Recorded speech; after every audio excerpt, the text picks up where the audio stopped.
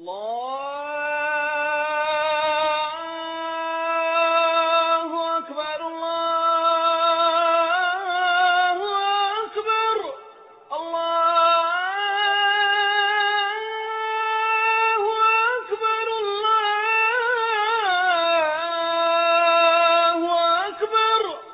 I was about to come across one of the most extraordinary human beings I'd ever encountered. A religious convert with true fire in his soul. This is Brooklyn-born Joseph Cohen. 5 years ago, Joseph left his Jewish family in the USA to set up home with his wife in a settlement near the occupied Gaza Strip. Joseph was a fervent and regular visitor to the Wailing Wall, and has conceded in interviews that he would, quote, come most days and knock my head against the wall. One night, Joseph was checking out a religious website. His life was about to change forever. I was in a chat room, and a man came in, and many of the quote-unquote Israelis were finding him offensive. But the truth is, he was speaking the haqq. He was saying truth. And I spoke to this guy the whole night, and I couldn't sidetrack him. You know, as a Jew, you learn to try to be cunning and how to push the people in your direction. I couldn't push this guy anywhere. He was hard as a rock. Is there one overarching idea in Islam that really appealed to you, that actually sealed your conversion? The central idea would be one perfect God. It is flawless, and one deen, one religion, a perfect religion for all mankind, not just a special board of directors or their own country club, for everyone. He moved to live in Palestinian East Jerusalem, the start of a dramatic transformation. Joseph became Yusuf el-Khattab. His wife and 4 children all changed their names and their faith. His Jewish family, back in the States, were not exactly bowled over. What are your present state of relations with the family? Talaq, broken. Does that sadden you? Well, Islam forbids me to lie. I'll be honest with you, you might say I'm cold, but actually no. I grew up like a lock and key child, so it's not like a close-knit family. And I basically Jewish families, Jewish culture, Brooklyn, you only get one set of parents. It's true, but we were never extremely close. I was basically taking care of myself. My mother worked, and my father was gone during the day. And we weren't that close in the beginning. What do you have in faith now that you didn't have before as a Jew? I have true belief.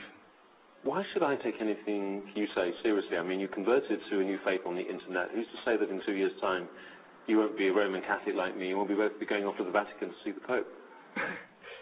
We should go to the Vatican. I have a duty to go there to give a message of Islam to the Pope too. But you have to what would happen to you if you renounced your I would be killed. And this is one of the miracles of Islam. Why should you be killed? Why? Because it's clear in the Quran. There's no belief after disbelief. You can't go in and out. And every Muslim is warned this before they take Shahada. Is this when people say sometimes the only way out of Islam is death? That's the fact. But still, this is the miracle. It's still the fastest growing religion. Knowing this, people still accept it. Christians, Jews are still accepting Islam.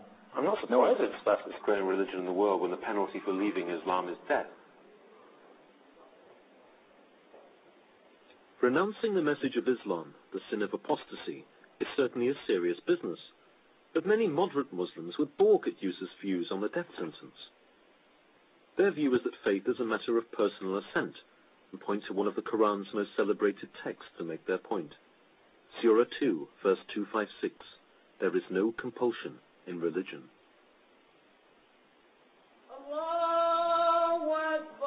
Still, Yusuf's take on apostasy was the first inkling to me that his understanding of Islam was not exactly of the cuddly variety. Yusuf made it clear that he's not a spokesman for his local mosque, but further conversations revealed that his views were very similar to those of a so-called Wahhabi, the kind of hardline political Islamist that one has come to associate with Saudi Arabia. Just before I'd met Yusuf came chilling news. A cafe bombing in Haifa had killed 22 people, a number of whom were Arab Israelis. In the aftermath, it emerged that the bomber had been a young woman from the West Bank town of Jenin, and it made me wonder what Yusuf would make of it. I'm very proud of my sister, what she did last week. And inshallah, we have thousands more that are willing to do the same. Your sister was the suicide bomber. My sister in Islam, my sister in faith. And this is the biggest sacrifice that she gave. I mean, I've studied the Quran, I've looked at the hadith, the sayings of Muhammad, and it seems pretty clear to me that women and children are declared as innocent. Isn't the strength more important? Who has more restraint than the Palestinians? I mean, it's almost a joke that somebody like the Jews or the Christians can come to us here and tell the Muslims that you have to have restraint. After being beat up by guard points, after having me called filthy words in front of my kids, after being beat up, after being taken out of my house in the middle of the night in front of my kids, and they told me to have restraint. Yusuf is blessed with 4 well-behaved and talented kids. I raised again the subject of the Haifa bombing that had resulted in the deaths of several young children. Surely, as a father, that would induce some serious second thoughts. But his answer was the most chilling yet. This is really the best blessing for them, because a child that dies before 10 years old goes to Jannah. They're in paradise. It's a blessing to get killed on a bus? Allah guides who He wants to Islam. It says very clearly in the Quran that if a Muslim kills another Muslim, that he will not see God, and that in fact he will be condemned to eternal, hellfire. Surely that puts him in a very difficult position in terms of justifying what he's done. That's true, but it's intention. Nobody has the intention to go out and kill Muslims. And that Muslim is a shaheed. Common sense. Who's going to be on that bus? No. And the common sense is it's going to be mostly Jews. That's common sense. Common sense to any Muslim here is that we don't go on buses. We don't go on Egged buses. Except a few that do, the exception. Do you believe in the concept of the innocent civilian in the state of Israel? Absolutely not. There is no innocent civilian. Every one of them goes in the army. Every one of them votes for a government that oppresses. So there is no compromise. We have nothing to offer them. What can we give them? Both he and I claim belief in God. Yet it seemed we were living on different theological planets. On a final meeting with Yusuf, I wanted to put a couple of direct questions to him about his decision to turn his back on his family and his faith. Is this an act of self-hatred? I mean, turning your back on the past, you have no links with parents and family anymore. People could interpret this conversion as simply a way of almost reinventing yourself. Well, I think of it just the opposite way. We believe that every person is born into pure monotheism. Only our rabbis, our priests, our parents, or whoever it is, corrupted our ideas, our school teachers. So I just returned back to the straight path after learning Judaism and being in their schools and learning their books, the filthy Judaism. You can't. Why use that term? I mean, that's offensive, isn't it, to people? I'm not trying to be offensive, but that's the fact. Meeting you has confused me. I admire your devotion. I admire the energy you put into your religion. But I am repelled by some of the things about children under 10 dying and going straight to heaven.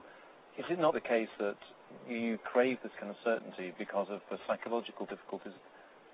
No, not at all. I don't hate the Jews because of they're Jews. I'm not a white supremacist. I hate them. I hate their religion, I should say.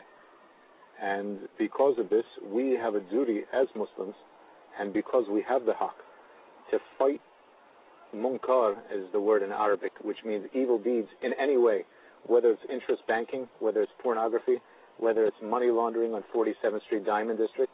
This is our duty to enforce, and we will enforce it, whether George Bush or Tony Blair like this or not. This is our obligation to do. I wonder what you might think of me privately as a Roman Catholic. You know religiously what I believe. I mean, we have ahlak and adab, we have manners in Islam, but you have to know the truth of what we say. I'm a lost soul. You're not lost because you're still alive. But I've got a few years to find my soul. Who says a few years? Maybe you'll die in 30 seconds, as will I. We should all die in the state of Islam.